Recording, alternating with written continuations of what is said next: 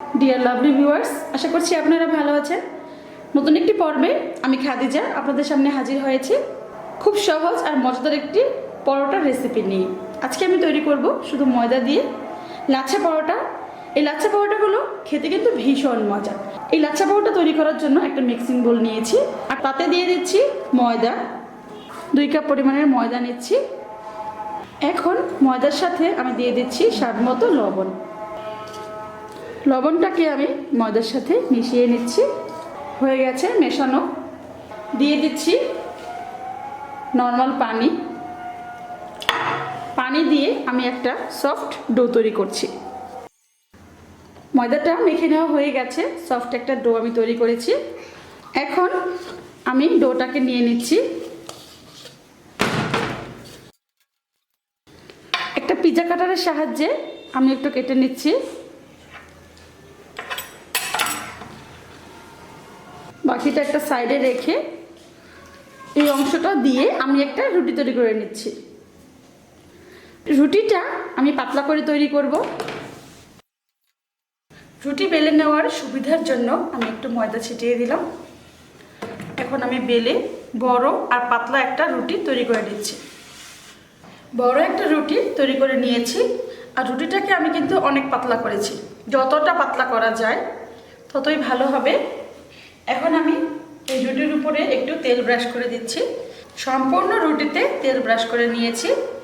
এখন একটা পিৎজা কাটারের সাহায্যে আমি একেবারে চিকন করে কেটে নিচ্ছি। যত চিকন করা যাবে ততই কিন্তু রুটিটা লেয়ার লেয়ার হবে। লাচ্ছা যাকে বলে, আমরা লাচ্ছা সেমাই খেয়ে থাকি, একদম চিকন চিকন থাকে। আপনি চাইলে ছুরির সাহায্যেও কিন্তু কেটে নিতে পারেন, তবে পিৎজা কাটার দিয়ে একটু ইজি হয়, তাড়াতাড়ি করা যায়, এই আর কি। সম্পূর্ণ রুটিটা এভাবে লেয়ার করে কেটে নেওয়া হয়ে গেছে। এখন আমি একটা সাইড থেকে এভাবে ঘুরিয়ে ঘুরিয়ে পেঁচিয়ে দিচ্ছি। এইভাবে সম্পূর্ণ রুটিটাকে আমি পেঁচিয়ে একটা লাঠির মতো তৈরি করে নিয়েছি। এখন এই রুটিটাকে আমি এভাবে একটা সাইড থেকে গোল করে পেঁচিয়ে দিচ্ছি।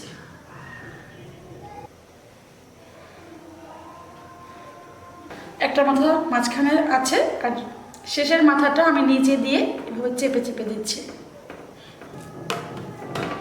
এবারে একটা বেলুনের সাহায্যে আমি একটু বেলে নিচ্ছি। রুটিটার লেয়ারগুলো কিন্তু স্পষ্টই দেখা যাচ্ছে। এগুলো ভাজার সময় আরও কিন্তু লেয়ার হয়ে যাবে। এখন আমি এই রুটিটাকে তেলে ভেজে নিচ্ছি। ভাজার জন্য চুলায় একটা ফ্রাই প্যান দিয়েছি আর এতে দিয়েছি তেল। এখন বেলে নেওয়া পরোটাটা দিয়ে দিচ্ছি। চুলার জালটাকে লো ফ্লেমে রেখে আমি এই পরোটাটিকে ভেজে নিচ্ছি। উল্টে পাল্টে 2 পাশ আমি সুন্দর করে ব্রাউন করে ভেজে নিয়েছি। দেখুন দর্শক, এখন আমি তুলে নিচ্ছি।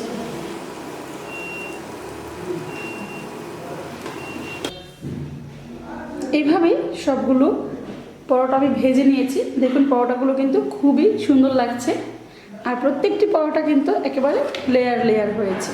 একটি পরোটা আমি নিয়ে নিয়েছি আর পরোটাটিকে আমি এভাবে চেপে চেপে দিচ্ছি। দেখুন খুলে খুলে যাচ্ছে।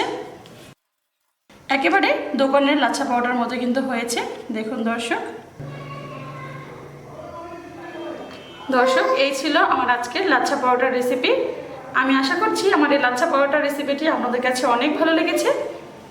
যদি ভালো লেগে থাকে তাহলে অবশ্যই লাইক করবেন, কমেন্ট করবেন আর আপনার বন্ধুদের সাথে আজকের এই লাচ্ছা পরোটার রেসিপিটা শেয়ার করবেন।